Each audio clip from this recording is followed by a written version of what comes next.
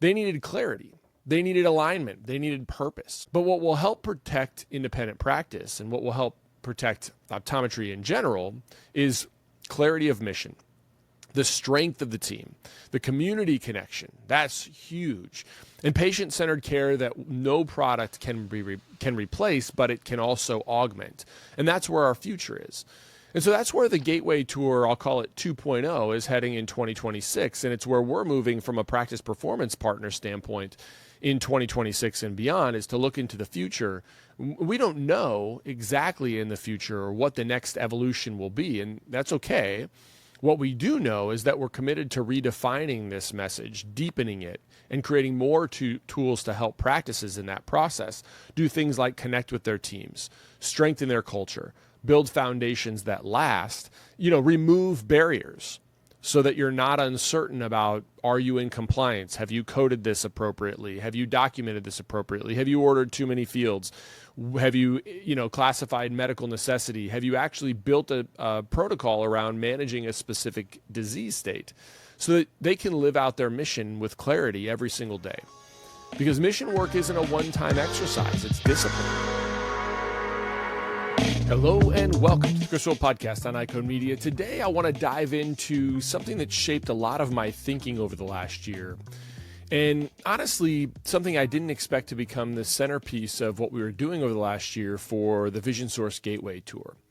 When we started the Gateway Tour to introduce Vision Source members to practical application of artificial intelligence, the whole point was to show practices that they could use AI as a data aggregator and a data interpreter, something that could make them make sense of all the information they're swimming in every day.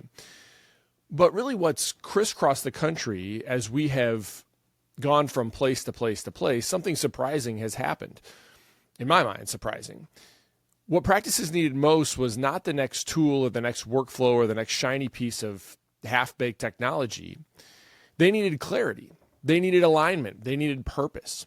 And that's what today's episode is all about. So please enjoy this monologue. As always, be sure to subscribe to the podcast, write a review, share it with your friends, and support those who support us. The most common questions I get include, what ophthalmological codes or evaluation and management codes should I use? What ICD-10 codes do I need to bill with this CPT code? What CPT codes can be billed together and what can't? And my favorite, how do I manage a patient who has diabetes who comes in for a quote-unquote routine eye exam? These questions really highlight the confusion and uncertainty that serves as a daunting hurdle for providers, makes it more challenging for them to care for their patients and provide those patients with the best opportunity for a lifetime of ocular health and clear vision. That's why we built iCode Education for this specific purpose. Our mission is to provide optometrists with resources to help you understand disease states, revenue cycles, and billing and coding so that you can put that on autopilot and truly care for your patients. Check out iCodeEducation.com. That's EYECODE education.com. We've developed a premier billing and coding bundle that includes all of our billing and coding resources in one place. We also have a 10% discount code just for listeners of this podcast. Enter the coupon code EYECODEMEDIA22 at checkout. We'd love to work with you. Check out iCodeEducation.com. Hello, dedicated optometrists. Are you looking for a way to support your patient's vision and overall eye health? Let me introduce you to Vision Edge Pro, a visual performance supplement that stands out in our profession. Vision Edge Pro contains a balanced blend of mesozeaxanthine, lutein, and zeaxanthine in a 10-10-2 ratio.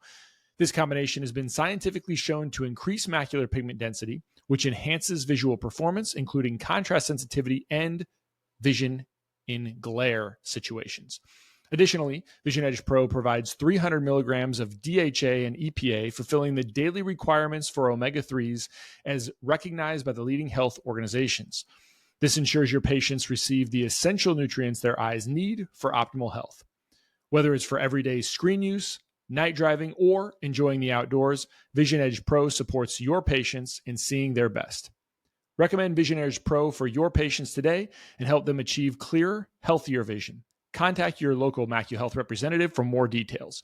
Vision Edge Pro, because your patients deserve the best in eye health. Go to MacuHealth.com and use the coupon code podcast2024 at checkout for special discounts. So why we needed to change, why this all came about? Well, when Vision Source launched the Gateway Tour, it came out of a real desire, especially from Amir Kushnevis, who is he's the president of Vision Source, as well as, Mike Rothschild, who's kind of leading the Vision Source Gateway Tour. It was to help practices see what's possible with artificial intelligence.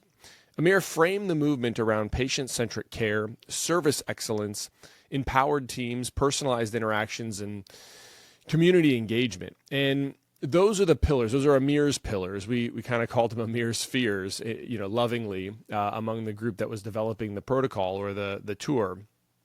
But very quickly we realized something, and it's that AI isn't the thing teams are struggling with the most. It's their people. Maybe, AI over time is going to continue, and I believe it will. It'll continue to evolve, but the people are what really matter, and the people are what doctors and practices really care about right now. It's the engagement, it's communication, it's understanding one another, and it's staying connected to the purpose of why we exist as independent optometric practices in the first place.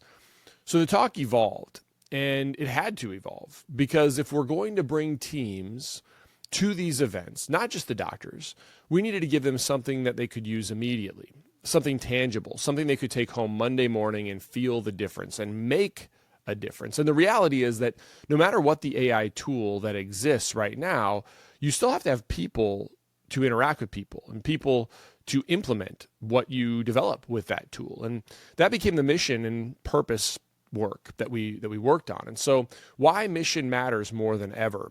I wanted to dive into why mission does matter more than ever. And I really wanted attendees to walk away with a big shift. If you don't have a clear mission that you're reminding yourself of consistently and constantly, you'll get pulled in 1,000 different directions that may not serve your patients or you at all. I say this, and I don't say it lightly. I think primary care or comprehensive optometric practice is probably the most challenging.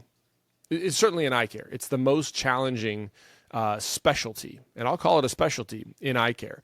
It's way more challenging to be a glaucoma surgeon. I'm not a glaucoma surgeon, but my guess is they don't have to juggle routine and medical, and they don't have to juggle patients that don't want their, want something to be paid for by this insurance when it should be paid for by that insurance. And they, so the point is that all of those things, and oh, by the way, when somebody gets sent to a glaucoma surgeon, right, they're likely already have most of the time a very accurate, very solid diagnosis, and that surgeon just has to do the surgery. So, but we have to, manage the patients who have glaucoma, and oh, by the way, they also have dry eye, and oh, by the way, they also have macular degeneration and have convergence insufficiency, and et cetera, et cetera, et cetera. So that's hard. That's really hard. And, when we think about managed care and medical billing and new technologies and new product categories and pharmaceutical reps, corporate pressures and payer pressures, and everyone wants a little piece of our day. And if we're not anchored in our mission, we will chase shiny objects all day long. We'll say yes to things that don't serve us. We'll get distracted by things that don't move the needle. We'll lose focus on our patients and what they actually need from us. And I know that firsthand. I mean, I'll tell you, I say this story when across the Gateway Tour in some sense is, I get a knock on the door, Monday morning. I'm going through charts. And as I'm getting ready to see patients, a rep walks into the office. And this time it's the, I won't even say the name, but you'll probably know who it is. It's the dust mite rep. And they begin telling me, Dr. Wolfe, every single patient you see today has Demodex blepharitis. Now, I co-founded a company called Peak Pro. I know the importance of managing Demodex. It's my world. It's what I do every day, all day long. But instead of having a strategic conversation with this rep about how this medication can help my patients, I'm distracted. I'm taken away from my primary focus and my primary mission, because in that moment, I'm not grounded in that mission. I'm in task mode. I'm in get ready for clinic mode. And then now I got to be in Demodex blepharitis mode, and I'm not centered. And because I wasn't centered, I couldn't be fully present with the rep, and I can't be fully present for my patients now because I'm focused and I'm off balance, and I'm thinking about something that, that bothered me with what the rep said, rather than just trying to take care of my patients. And that's a drift in my mission. And it happens all the time. We think about checking a box when it pulls off our purpose. I had a colleague who I respect a ton, and I'm probably going to talk more about this on another episode, but they emailed me really kind of grappling. It was probably the best term within the email, that they had to meet blood pressure, or they had been taking blood pressure measurements on every patient over the age of 18 for comprehensive exams. And, part of it was, it was a vestige from many, many years ago that there was this big push to do it within the profession. And then there's MIPS, but the reality is that they weren't even going to really qualify for MIPS because of low volume thresholds. And so the question wasn't really the issue. It's like, not if do you want to do it or don't do it. That's great. If you think it's really valuable to your patient population, then you should do it. If you think there's a lot of patients in your population that are running around with undiagnosed high blood pressure, and you can be an intervention that can help that, then absolutely do it. That's not the point. That's not the question that was really reeling with him. The reality was that I wanted him to dive deep into is, CooperVision and the AOA have joined forces in a groundbreaking initiative to transform how optometrists treat children with myopia. The Myopia Collective aims to unite our profession and its allies to challenge the status quo and elevate the standard of care for children with myopia. Everyone is invited to become a member of the collective. By joining, you pledge to act in slowing childhood myopia progression. Membership includes regular updates and information about the collective's efforts, access to educational opportunities and resources, and insights from the ambassador optometrists who advocate for community policy and changes supporting the collective's mission. Click the link in the show notes to join the collective today. If you're ready to stop feeling overwhelmed and start running a safer, more profitable practice, here's the next step. First, book a strategy call with us, Practice Performance Partners. We'll uncover the biggest risks and opportunities in your practice. Then, choose the package that fits your goals. From there, we'll get you launched with confidence, with clear systems, with expert support, and with peace of mind, knowing your practice is protected and set up to grow. Don't wait until something goes wrong. Book your strategy call with us, Practice Performance Partners, today. What are you spending time doing that you didn't believe was clinically essential because you felt pressure to check a box? And again, I'm not saying that measuring blood pressure isn't important. But when it becomes a box that you're checking as opposed to one you really care about, and it subtracts from the care that only you can deliver. Things like binocular vision. Am I missing tests that I could be doing for binocular vision because I'm worried about a blood pressure? Am I missing a component of looking for ocular surface disease during a comprehensive exam because I'm trying to check a box for blood pressure? Am I going a little faster on my optic nerve evaluation because I'm trying to check the box for blood pressure? That's a drift in our mission, right? There's nobody better to manage the patient who has all of those ocular conditions than we are. And I certainly say that, the internal medicine physician, who is much better at managing high blood pressure than we are and detecting it, is probably not staining a patient's cornea looking for their dry eye. They're just probably not. They're probably not even checking their intraocular pressure, because glaucoma is a significant risk factor for vision loss as time goes on. And so the reality is, I know they're not the same. I know it's different. What I'm saying is we can get lost. We can get lost in things. It's doing things that don't align with the core purpose of why we exist, especially if those things detract from our core purpose. And when we drift, we lose that clarity. And when we lose the clarity, we lose impact with our patients. And so the tool we built with the Gateway Tour was to help practices anchor themselves. We built a GPT tool that guides them through developing a mission statement, creating a mantra, that short, sweet thing that you put above the entryway to the field of play, and all the players slap it when they walk out onto the field, because they know that's their mantra. They're going to think about that all the time because that's why they exist in that field of play. Identifying core values. And the magic was not the technology. It wasn't the GPT, although that was, I think it was pretty cool for most people who have never really engaged in it to see what it can do and how it would interact with them. But the magic was the stories that the team shared with each other. the stories of impact, the stories of patients whose lives were changed, the stories of the times when things didn't go well and why they didn't go well. And so those stories, in my mind, revealed something deep and consistent. It's that most practices already know their mission. They've just never articulated it in a way that they can live out every day, or they haven't thought about it for a long time. Maybe they created it years ago, but they haven't really sat down and said, does this really reflect what my mission is? And that's what the tool unlocked. And so really during this tour, there's always moments where I share my own mission statements, the ones that I use for different roles in my life. I tell the offices, my primary purpose obviously is to serve the Lord and Savior. And I think I probably, I may make some people feel uncomfortable. Most people, pretty much agree. And then I have a mission to take care of my family. Most everybody agrees with that. And because this enables me to serve my primary purpose. And then I have a mission to take care of my patients, and I have a mission to take care of my community. And then I have a separate mission when I help teach doctors and do these sorts of workshops, and I do the things like this podcast, is to remove barriers so that those doctors can best care for their patients in the way that they believe is in the best interest of those patients. And every time I share this, the room gets quiet, and they really think, and they really reflect on what I'm saying, not because my mission is so important, but they start to think, oh, could I actually clarify my mission? Do I have a clear mission? Could I actually stand in front of people and state my mission? And then I lighten the mood, obviously, by joking about submissions like, singing karaoke or watching the Buffalo Bills or flying airplanes, And people laugh because we all have those kind of little things that we love to do that really aren't part of the real core big mission.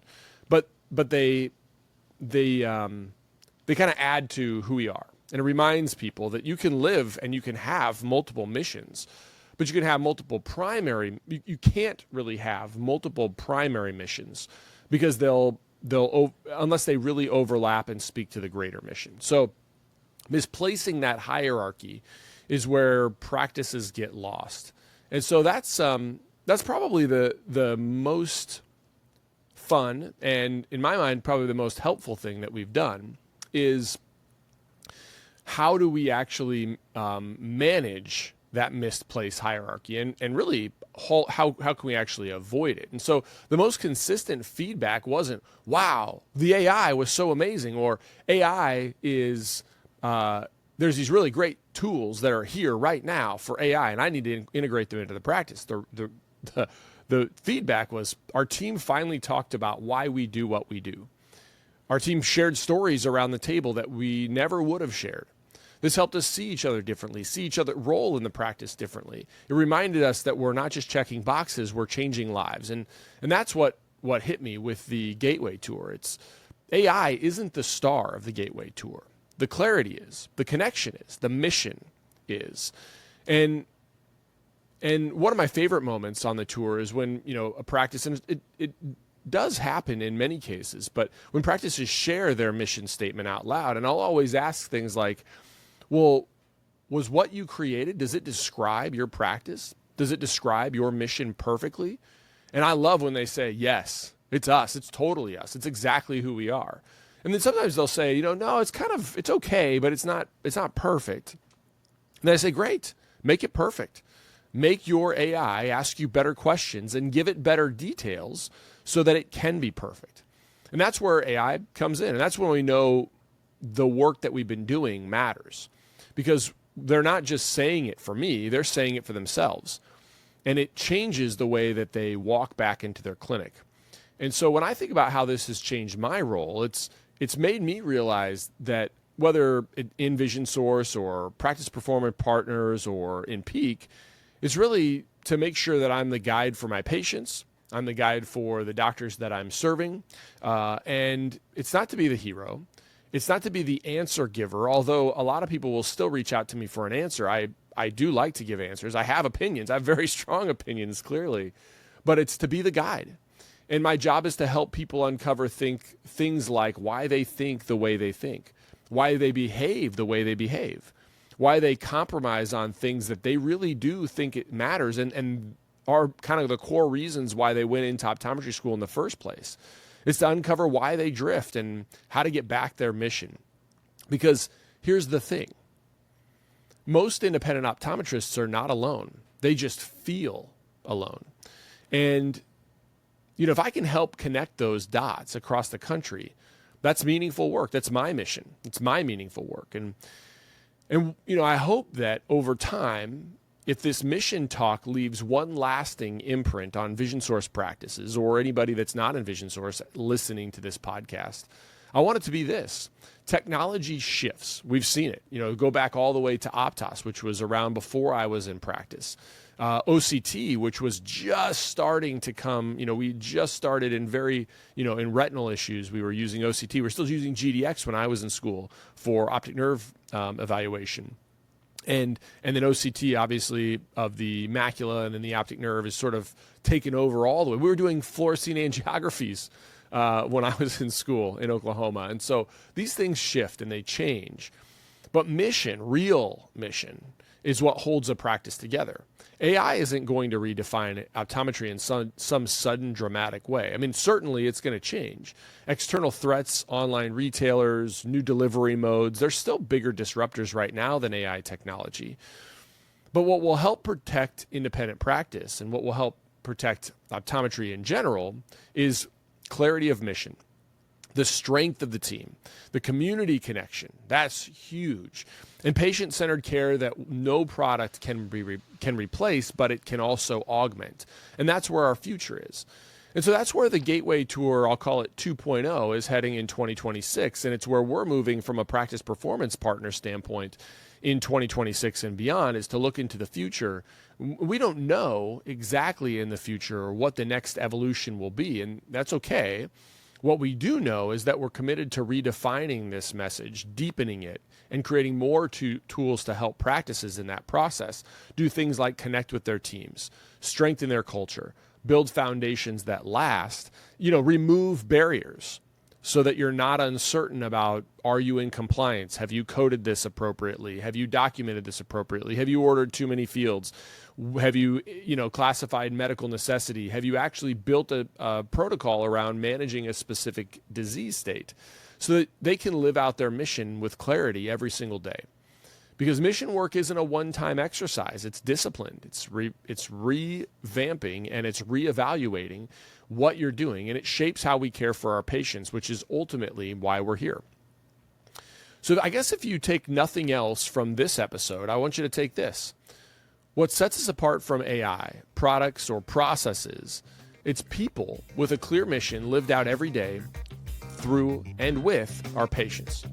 So I hope this was helpful. Thanks for joining me. If this episode resonated with you, share it with your team, talk about your mission, revisit your mission, refine it, live it, and because that's really what where the transformation begins in our practice. So until next time, thanks for joining me. I'm Chris Wolfe on iCode Media. Have a great week. We'll see you soon.